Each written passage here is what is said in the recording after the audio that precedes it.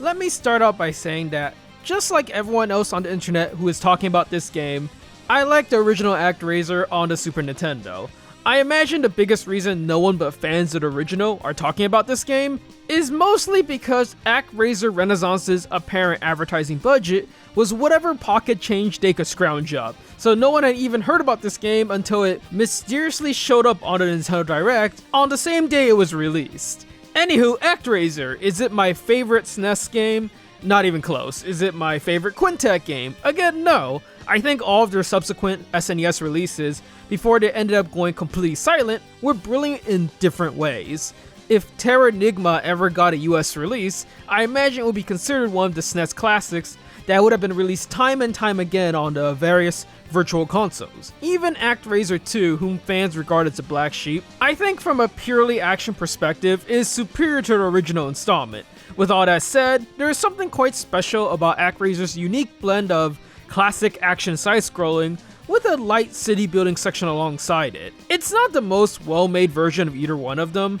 The action is too easy in that you can just tank and spank all the bosses, and the city building essentially amounts to doing whatever the people want you to do, while occasionally shooting some monsters with an angel. But the idea of having two completely different games in one was an incredibly novel idea, and Actraiser pulls it off in a satisfying way. Having the player go through the city building section in order to build up power to perform better in the side-scrolling parts was pretty cool. Playing as God, or the Master in America, running around slapping monsters, directly creating and guiding humanity, is also a great concept. It's pretty easy to see what made it stand out from all the other Super Nintendo releases. Still, considering that the last time we saw Actraiser was on the Wii Virtual Console, and that Quintet as a company has been defunct since 2004, it really is a divine miracle that we somehow managed to get an Actraiser remake in 2021. Oddly enough, as I mentioned earlier, there was absolutely no lead up to this release. I think the first time the internet really heard about it was on the day it was released during the Nintendo Direct. No announcement date, no hyping it up, just one day it suddenly popped into existence. Actraiser Renaissance builds itself as an HD remaster of the original Super Nintendo game, but honestly it's more akin to a remake considering how much they add to the game. Now, as for what I think about what they actually added to the game, that's a tad bit more complicated, and something we will be getting into. Were there things that I thought could have been better? 100% certainly. Were there things I didn't exactly appreciate? Yeah, but at the same time, there were some parts to the game that I did like. At the end of the day, Actraiser Renaissance was a game that overall I enjoyed playing, even beyond the fact that I have a lot of nostalgia for the original. Let's start out by talking about the big obvious thing that you can clearly see just by staring at the screen in front of you right now.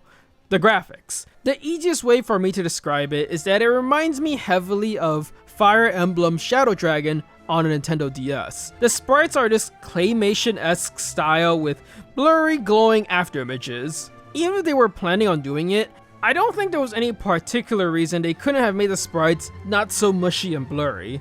Plenty of games chose a similar graphic design. Best example I can think of is Castlevania Harmony of Dissonance on the GBA, but that was more due to graphical limitations since they needed an easier way for people to see the characters on a small screen with no backlighting. As this is on Steam in 2021, those limitations aren't really holding them back, so it clearly was a stylistic decision if anything else. Not all the graphics are that bad though. I think the backgrounds in each of the stages are animated quite well, and the style I decided to go with does suit the city building sections. It's just that the sprites themselves are fairly iffy, and in side-scrolling sections they are front and center. As for something I like about the graphics, I actually really like the redesign they did for the characters. The original game was completely told through sprites, and even the sprites themselves weren't very detailed beyond that of the main character. Actraiser Renaissance, on the other hand, has given pretty much all the important characters, God renamed to the Lord of Light, the Angel, the two main civilians of every area, and the newly introduced 6 heroes, all character portraits with various different poses. These portraits help represent the characters, as the sprites are all tiny claymation dolls. The art style also gives a face to separate each of the different pairs of civilians. Every area also has completely different town and community designs to further distinguish themselves from each other. The original tried to do the same, but it's a lot more obvious in Renaissance. where each of the 6 communities are a lot more distinct. As much as some people have a somewhat negative view of the 6 heroes, as they pretty much represent the new parts that were added to this remaster, I think they look really solid. Danielle in particular, pretty dang cute. Switching focus here, the 6 heroes are a completely new concept added to Renaissance that did not exist in the original SNES release. Rather than God and Actraiser coming in and saving the world by himself, instead now the prophecy foretells that the Lord of Light came with 6 heroes in order to beat Tanzara, with you finding each of these 6 heroes in the towns you create. The way Renaissance manages to implement the plot of the 6 heroes into the original plot of Actraiser is done fairly well. They use pretty much the exact same circumstances as the original game, Teddy looking for the item to help Blood Pool, people getting caught into the pyramid in Cassandra, but they also add in a ton of additional dialogue involving the hero in each of these communities. The plot of the heroes themselves aren't anything groundbreaking. Every single one of their added character arcs are about the most bare-bone basic ones we've seen time and time again. The shy, weak-willed girl who learns to stand up for herself and her friends. The mercenary who tries to be a hard-ass all about the money, but really has a heart of gold. Even still, I think the heroes add a layer of depth to the original existing plotlines of each area. As for what they actually do beyond their story element, their contribution to the game is entirely based on the 2 new gameplay sections added for this remaster. The original Actraiser was a game with 2 distinct gameplay sections. First was the side-scrolling beat-em-ups, where the player descends from up on high and smites evil threatening the lands, which in actual gameplay terms was done by running from left to right until you reach the boss and you smack them to death. On the other end of the spectrum was the city building section, where you take over the lands and seal away the evil, building up the community. Eventually something happens forcing you to react, until finally the boss shows up, bringing you to the next action stage. City building was where your character powers up, and you get additional spells to use in the side-scrolling sections. It's a fairly sweet and simple system. Finish one stage, make a community until the boss shows up, beat him up, and then move on to the next area. Actraiser Renaissance keeps the side-scrolling section entirely intact. Most of the stages in terms of layout are quite similar, although not exactly the same. Some of the sections are pretty much one-to-one creations of the original place, but many others are altered, and some even have added areas. The biggest difference, however, is how the main character controls. While in the original you were limited to jumping, slashing, and magic, in Renaissance, the Lord of Light has a whole slew of new moves like up slashing, down smash, a 3-hit combo that can end in a thrust, and an instant backdash that gives a considerable distance. Every single one of these moves comes with an invincibility window, allowing you to dodge most attacks and bosses when used properly.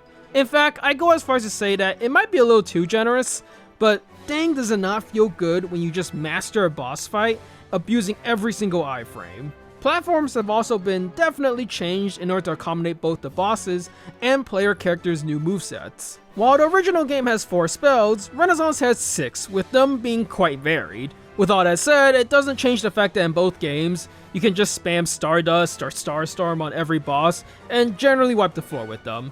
On hard, perhaps it wouldn't be quite so easy, as bosses are much tankier, but on normal, they crumple like paper, especially with the new So Buff system, which grants them a temporary buff for a stage based on how many enemies you killed. Overall, the action is much better, especially compared to how simplistic the original game's side-scrolling sections were. You might be asking me at this point, where on earth are the 6 heroes? And the reason I haven't mentioned them yet is because their role in the game is entirely located in the second half of the game, that of the city building sections. Alongside doing the usual of clearing the way for your civilians to build their new town, and keeping the baddies out with your angels, the big thing Renaissance adds is the tower defense section involving the new heroes. Before I get into that, let me talk about one other section which was added, which are the monster spawners. In the original game, your civilians took care of these monster spawners on their own as long as you directed them towards it. In Renaissance, however, after directing the people over to seal it, you have to dive in yourself to destroy the spawners in a timed mini section. Let me be entirely blunt by saying that These monster spawners are actually worthless. If you were to ask me what was the worst addition to this entire game, this is where I would point my finger. These monster spawners are so easy and fast to the point of, why do I even have to bother with this? The game gives you about a minute and a half time limit, which eventually extends to about 2. Yet these sections are so fast that in the first half of the game, I think I consistently beat them in under 15 seconds. I get why they put it there because the tower defense sections extend the time between the side-scrolling acts, and this is meant as a way to compensate for it. But if your monster spawner sections are so fast and unsatisfying, I'd rather they just stick with what they did originally, and have the civilians take care of it. Finally, let's move on to the more hotly debated topic of the tower defense sections. These sections extend the city building parts of the game by quite a lot. Basically, throughout every area, you have to now engage in these base defense fights where enemies spawn in waves over and over. Usually the goal is to not have your main temple be destroyed, but as the game progresses, other ones crop up like not having 50% of your houses destroyed. For these sections, you aren't allowed to participate outside of throwing miracles. Instead, you have to rely on the heroes to defend the people, alongside the guard towers of forts you have them build. I consider the tower defense portions of the game to be alright if a bit basic. It's a great way to spotlight these new heroes in action and make them feel a part of the story. With that said, there is a lot of downtime during it while you wait for monsters to slowly trudge their way over to your heroes and their towers of death. The only real contribution outside of moving your heroes is to collect power-ups that pop up randomly and occasionally fire off AoE spells. Overall simplistic, if fairly slow and monotonous, thanks to how little control you're given. The bigger issue, however, is that this slowness isn't just directed towards the actual tower defense itself, but also how much it slows down the overall city building section of Renaissance. Many times throughout the city building sections, you'll be gated by having to fill certain objectives like having a certain population, or having a certain number of farms or workshops, or worst of all, having to collect a certain amount of resource or fruit. There is nothing quite as soul draining as having to wait around and collect fruit from the 3 farms your community has set up. 3 farms which randomly decide to either produce water or fruit, entirely up to their own discretion. This wouldn't be such a problem if you actually had control over what your community builds, but Renaissance does this thing where the community builds however number of whatever they want entirely up to their own discretion, which easily leads to problems where they might, for instance, build up not enough farms, capping their own population limit, and not building anything more, or instead of building workshops, they just build more houses, forcing you to raise all their buildings with lightning and pray that they get it right the second time. They even have this mechanic where every time you get an upgrade in civilization level by doing the main quest, previous buildings don't upgrade, so you need to raise them down with lightning and make them rebuild it again. All of this adds up to lots more waiting for your people to build the correct type of buildings, waiting to collect enough resources from your workshop so that you can build and upgrade towers, waiting for enemies to reach your towers of death during a tower defense, and if you spend too much time waiting after killing all of the monster spawners, you end up in an additional tower defense siege battle. I don't think the existence of the tower defense itself is bad. It's a cute mechanic meant to showcase the new 6 hero characters that were made for this game. It's just all the additional time spent doing nothing is what I dislike. There are many ways they could have fixed this, but the fastest way that appears in my head are, I wish you were able to direct where your people built farms and workshops, which I know kind of breaks the whole concept of the Lord of Light being this divine being that guides the people indirectly, but it would make the game a lot less aggravating, and the angel appears directly in this one to berate others all the time anyways. The other idea I had in mind is that I wish they just straight up added a speed up function to both the city building and tower defense portions of the game, which you could just toggle from 1 times all the way to 5 times faster. It would greatly alleviate the time spent just doing absolutely nothing during these sections, making the wait time that much more bearable.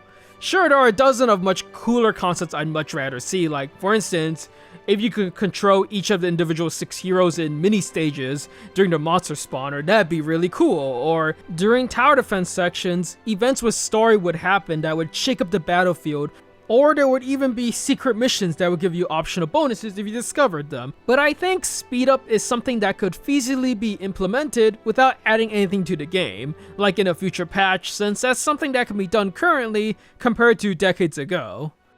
The great music in the game is made even better in the remaster. Dub managing to get Yuzo Koshiro again was a wonderful surprise. With that said, really only a couple of songs stuck out to me, such as Fillmore's Act 1. It's a really fantastic song that introduces the game in the best possible light.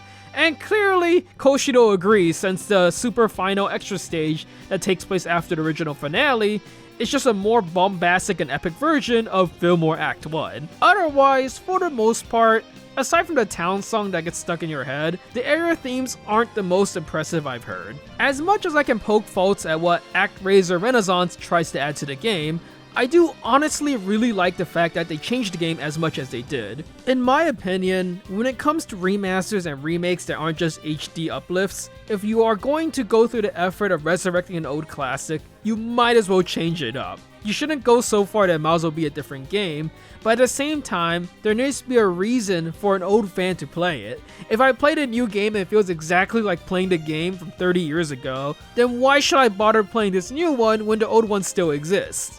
With that in mind, I do like the direction this remaster took. In fact, how they officially call it a remaster is weird in my eyes. If you completely rebuild your game from scratch, move around the level design, add new integral gameplay features, revamp the story, at that point, it's a remake, is it not? The execution definitely could have been better. The graphic style they ended up going with is strange to say the least. The tower defense ends up making the city building sections much longer than they need to be. At the same time, however, I commend their attempts to turn the city building section from a novel way to convey the story into a gameplay section with some layer of depth. I think the action is still fantastic in modern times, especially with all the upgrades given to the Lord of Light. If you have a nostalgia for old action platformers of a long yesteryear, then Actraiser Renaissance is a pretty good fit. Even if you've never played Actraiser before, Renaissance is still a great way to experience an old classic. Sure, it's got its faults, but I think overall it's much more suitable to a modern audience. Anywho, that'll be it for me. If you like what you saw, all the supporter stuff is in the same places as always. Like, subscribe, notification, all that good stuff, and I'll see you later. Till next time.